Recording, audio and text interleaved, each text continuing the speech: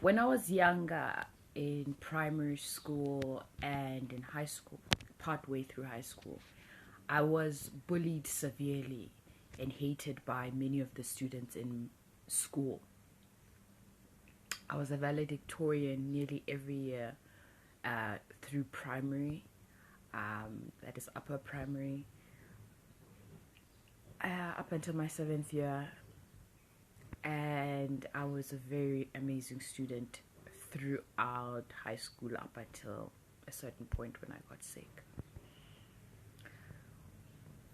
During that time, or as I look back now with my adult mind and my child heart of that time, I wish that there had been adults to stand up for me.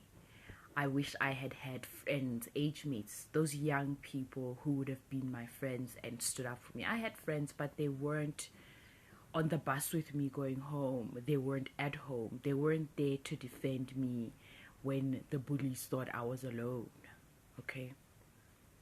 Or when I got an award and they would create drama. The bullies would create drama and try to destroy my happiness of all the hard work that I had put in and the hard work that they never put in. This went on, as I've described, up until high school, where my own issues, family issues, but this as well culminated into a severe depression. Its markings were very poignant when I was in 11th grade, and it led to a deep clinical depression 4 or 5 years later in university. What I'd like to say to myself is that I'm worthy of an award. I'm worthy of greatness. I'm worthy of whatever. Because when each time one of these bullies would hurt me, I would say to myself, I'm worthy of this, that being the hatred and the bullying. And that stayed with me up until my adult age, of which now I'm finally removing that. They were not necessarily unworthy, but had not put in the work for it and had not done the work to receive that award. But I had, and I was worthy over them.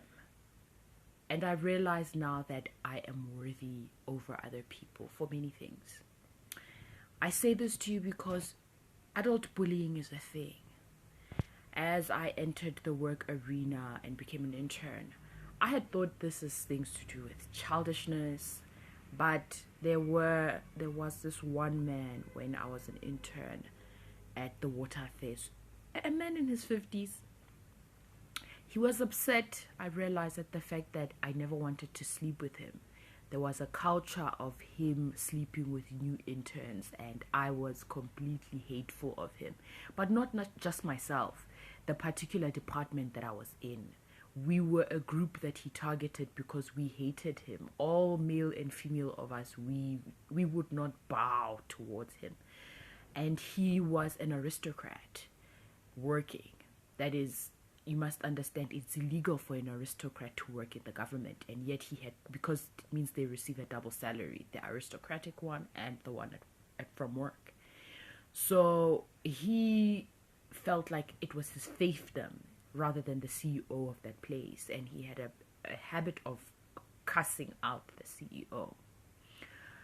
So eventually one day I got so tired of his bullying and whatever, because he targeted me constantly, and I told the CEO, and the CEO had held a meeting with him, and we as the department had a chance to finally air out our issues with this man. And we were like so I'm trying to say this to you. Firstly, adult bullying, as we like to call it, whether it's bullying on the internet, people making videos about you, or your family saying, well, I know you and I are cutting ties, or I don't like you, or that type of behavior with the neighbor trying to get the municipality against you or somebody against you, or weird things like that.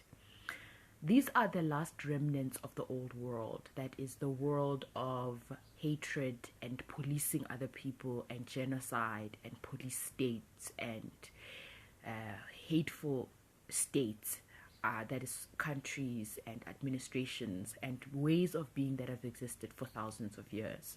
This is not a normal behavior. You don't need to look at people and say, I just have to withstand this. It's not normal, first of all. It's psychopathic. It is part of a dark tetrad or triage, which is part of a psychological triangle. What is it called? The victim, enabler, and persecutor triangle. And that person is trying to pull you into one of these triangles to make you into their victim. And there are things that you have internalized that enable that. You have become the enabler of your victimhood. And I want to say to you, do not enable the victimhood. The story that we've been fed is that if you stand up for yourself, you are, why are you so weak? Why are you taking it personally? You're so dramatic. You're so sensitive. You're a sissy. Or whatever, especially to men, it can be really hard. But I speak of my own experience. I don't know what it's like in the manosphere, but in male groups, but I know it's terrible. And I know that online it's terrible.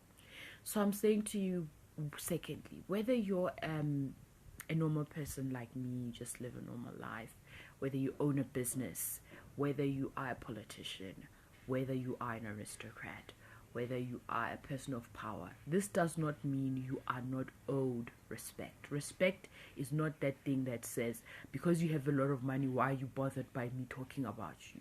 No. It is a psychopathic mentality that says that I'm the lower class, or whomever has the ability to subsume your mind and hurt your mind because now you have more money than they do. They have social power over you. And I'm saying a social power over you is not correct. No one has the right to have the social power over anybody. And indeed, a person has the right at the same time to have more money than another person. This is not a double entendre. It's not a double standard.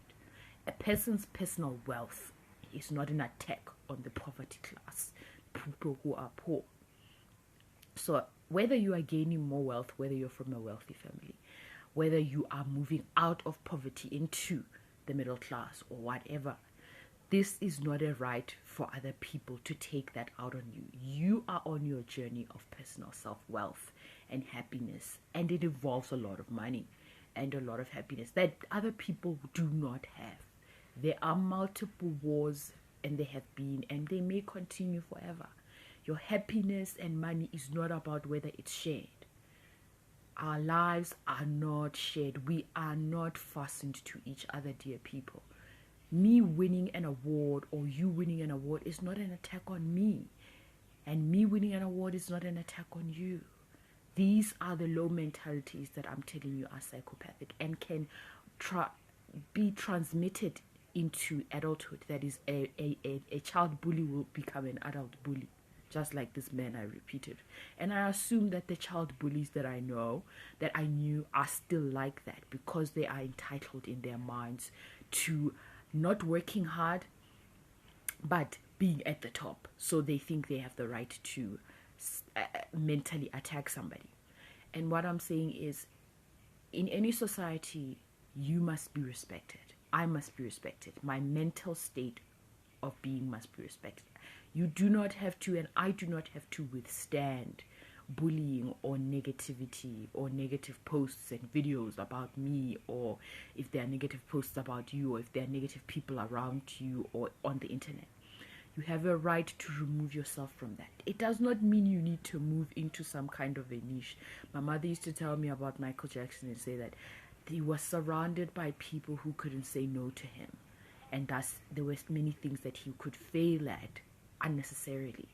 And that happens for a lot of people. It's happened with Victoria Beckham for the wasteful fashion spending from her brand in the beginning when it began. There's a documentary about that. Fast fashion. You don't need to leave the real world. What you do need to realize is that negative criticism is not real. It is not part of the real world. It is part of the negative world. And negative people are not normal. They are psychopathic. And we live in a world that has not yet addressed the idea of what happens to when psychopathic people use mental manipulation. It has not become illegal to mentally hurt someone. And that mental hurting that somebody does to you is not okay. You need to, you have the right to, and you should realize that you are entitled to mental and emotional safety everywhere, including online. You are entitled to that. And you get to seek that. Even if you have power over other people, it does not mean you need to concede to being emotionally harmed or mentally harmed or constantly degraded by anyone, family, strangers, any person. And also, you have the right to understand you are worthy, not of their hatred, but of your success within and withstanding their hatred.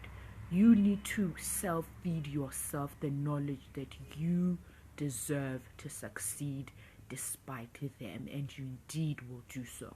You will set a goal far surpassing what these people will ever achieve, and you will find ways to protect yourself and protect that which is yours. And that is what I mean. Protect you, protect yourself, and make sure that if those protections don't exist, that they come to exist. Emotional protections are important within a society. Mental protection is important. It is not only the protection of property and wealth which is vital. We need laws that protect a person's emotional state and fasten the tongues of those who are vitriolic and hateful. Let them have their own corner somewhere. Fine. But you don't have to be privy to that. We do not need to be privy or withstand hatred in our marriages, in our relationships, in our familial, which is correctly filial relationships. We do not have to withstand anything with the neighbors, with the people from our race, our culture, our community. You deserve to be absolutely happy and loved and rich at the same time. They are not mutually exclusive. They are mutually inclusive. For this is one lifetime, and you are not sacrificing one thing for another. You are taking all of them and running forwards. Those who don't want that for themselves will not want it for you and will continually hate you. I have experienced it. So from my experience, learn. Seek protection. It is not weakness. Seek the protection of your health, your mental health, and your mind, and your money as well.